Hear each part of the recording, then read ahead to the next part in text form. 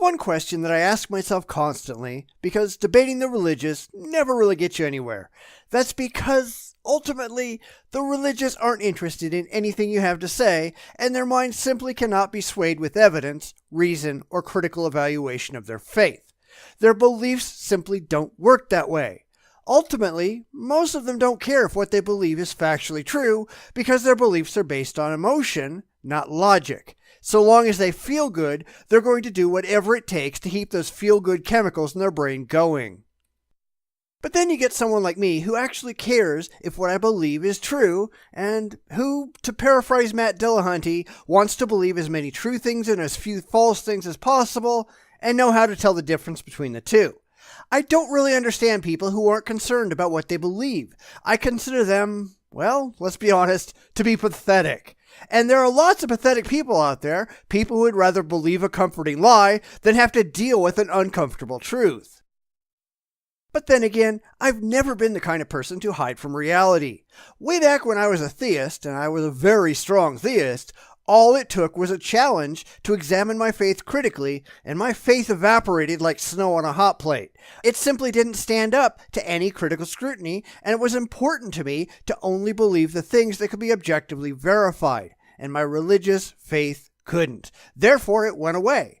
And in the 35 or so years since, I've never seen a single reason why I should seriously reconsider my decision. But that would require objective evidence, and I think we all know that none exists for religion. If there was any, I'd believe again. I would have no problem becoming a Christian or a Muslim or a Hindu if the actual, objective, demonstrable evidence that these beliefs were factually true in the real world presented itself. But no matter how many theists pretend that they can prove it, none have actually managed it. Thus I remain a skeptic and an atheist, and will likely, at least based on past performance, do so until I die. And in my way of thinking, that's how everyone should be. I know they're not, but I don't really respect other ways of human anti-intellectual existence. I mean, if you're just that stupid and gullible that you believe things that you cannot prove for reasons other than critical cognitive evaluation, you're doing something wrong, at least in my opinion. And that means there are a lot of really stupid people out there, and a good percentage of those people are religious. Now don't get me wrong, I'm not insulting them because they're stupid, because a lot of them just don't know any better. They don't understand the importance of skepticism or logic or reason. They don't get the scientific method and have never studied philosophy or critical thinking. They move through their lives reacting, not thinking. And because they don't know any better, they simply make bad decisions. And unfortunately, we all suffer when that happens. See, one of the questions that comes up a lot with religious people is, why do atheists bother criticizing them? Why don't we just leave them alone and go believe what we believe while they believe what they believe? Now, of course, we could ask them the same thing. After all, it's not atheists who go around banging on the doors of theists trying to dissuade them from their ridiculous notions. But the religious say that they want to share the good word.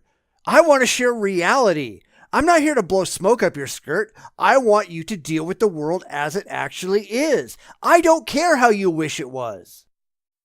And that's the problem. The religious seem incapable of doing that. I mean, go watch any debate on YouTube. The religious will outright ignore reality when it gets in the way of their beliefs. Not only are these people ignorant of the facts, they want to remain willfully ignorant of them. They're just not interested. You have one group of people who, in general at least, are open and honest about the facts, and another who, again in general, aren't. This is proven, once again, if you go back to the debate between Bill Nye and Ken Ham, where Bill Nye says that all it would require for him to change his mind is evidence. Real, demonstrable evidence that the things that Christians say are factually true. And what would change the mind of Ken Ham? Nothing. Absolutely nothing. There is nothing that could ever change his mind. And that's very telling.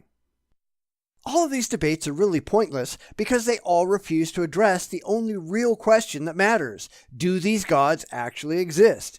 I spend a lot of time in religious debate forums where they spend hours and hours hashing out doctrinal differences and spiritual questions, but the one thing they will never talk about, not seriously at least, is whether or not God exists.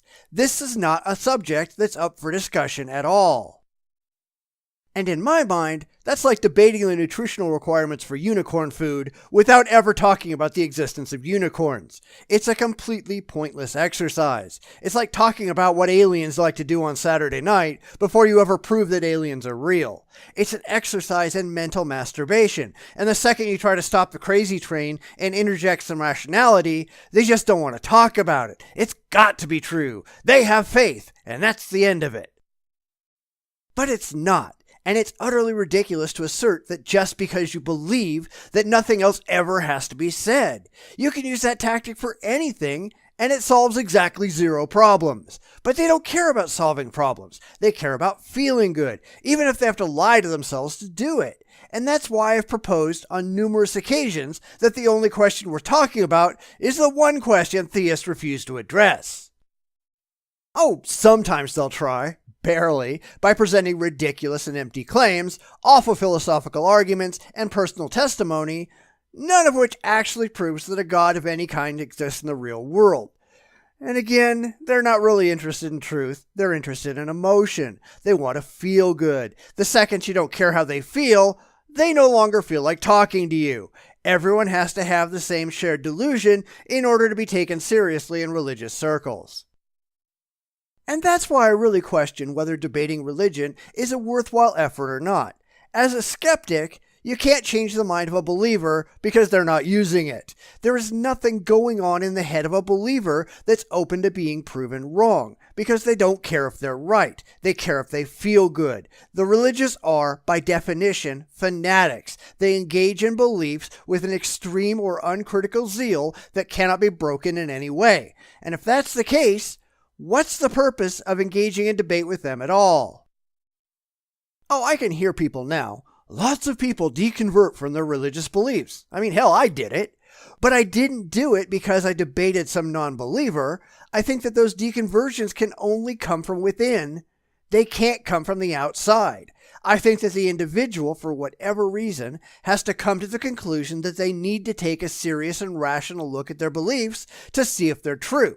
And they can't be forced into that. They have to arrive at that decision on their own. The idea that through debate you can prove that your opponent's beliefs are wrong and they'll just fall down crying, having finally discovered the truth, is ridiculous. It's not going to happen. It just won't. Now, I've been debating theists for decades now, and these debates never go well. In fact, I think I've only satisfactorily completed a handful of debates in the past decade. In the vast majority of debates, my theist debate partner runs away. In most cases, it's because I demand more than they can provide, that they know I won't fall for their faith claims or accept their anecdotal evidence. And as soon as it becomes clear that they've got nothing else, they're gone in a puff of smoke. And I've noticed that the vast majority of them desperately try to go from "does God exist" to "because God exists" without anything in the middle. And that's because they have nothing to present, because belief in this God thing is not a rational result of a critical evaluation of the evidence. In fact, no theist out there, I'm convinced, has ever come to their faith through any of the claimed philosophical arguments that get bandied about. Nobody ever heard the cosmological argument or the ontological argument and suddenly believed in a God. It just doesn't happen. Belief in a God is a wholly emotional thing that is rarely affected by rationality. You just don't run into objective evidence that suddenly convinces you that God is real. It just doesn't work that way.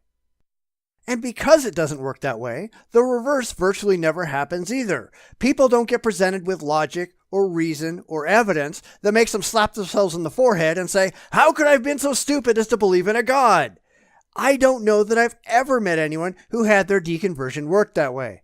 I mean, even in my own case, it wasn't a debate that started my long road to sanity. Someone demanded that I ignore the facts, and I refused. And my journey to that point, where I cared more about the truth of what I believed than the comfort of what I believed, was a long and arduous one as well. Had I not been at that point when that event happened, I probably would have continued to be a Bible-believing Christian. But it happened in the right place, at the right time, under the right circumstances, to start me off down the road of self-discovery, caring about the right things, to result in the right decision. Had it happened a year earlier, I probably would have come to a different conclusion. And while it would be great to think that everyone will eventually reach that point, the sad fact is that many never will. Religiosity is decreasing in the West, but that decrease is coming from the young who never get involved with religion, not from the old who are giving it up. I think there comes a point where if you haven't stopped, you probably never will. Then you get to claim that religious debates are valuable not for the person you're debating, but for the people who are watching. And I don't find that to be particularly true either. The people watching are either going to be as ridiculously God-soaked as the guy on stage, or skeptics who have shown up to watch the atheist throttle the believer. People who are genuinely in the middle, who care only about the points made, are a rarity at these debates in my opinion. Neither side is really interested in what's said, they're just there to see the spectacle. I mean, it's not to say that it's impossible. I do know a couple of people who are at a particular point in their religious journey like I was, who heard something said in a debate and that got them thinking, and they decided religion was nonsense over time. And that's fine. I think that's useful, but I also think that they would have come to the same conclusion regardless because they were already headed in that direction. Again, I think this willingness to evaluate your beliefs critically and rationally has to come from within. It cannot come from the outside. So is it worthless to debate religion? Well, I think so, at least if you hope to actually change minds. I know some people do it to practice their debate skills, and that's fine. I know some who want to make the people on the other side look like idiots, and that's less fine, and they certainly don't need your help to do it if that's really what they are. And I know that some people, especially on the religious side, do it to make money. It's a fundraising opportunity to get a bunch of people to pay you to talk for a couple of hours. But that's never been why I've done it. I care about truth, I care about facts, and I have no respect for anyone who does not. And the more that I see people believing in unsupported nonsense, religious or not, the more I want to correct those misconceptions. And the more I realize that most people who believe nonsense, religious or not, they don't want their misconceptions corrected. They can't present you with credible reasons why they believe because they don't believe for credible reasons. They believe because it makes them feel good to do so. They get addicted to that feel-good chemical release in their brains that comes from holding these emotional beliefs.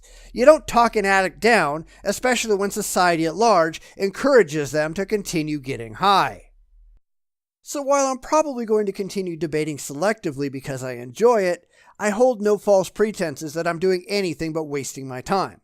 More and more often, I look at what the religious are talking about, and I say to myself, you people are complete idiots. And they are. They just are. Anyone willing to throw away reality to feel good about themselves are morons. That's why, a number of years ago, I made a New Year's resolution to know when to walk away. Know when you're just beating your head against a brick wall, and give up.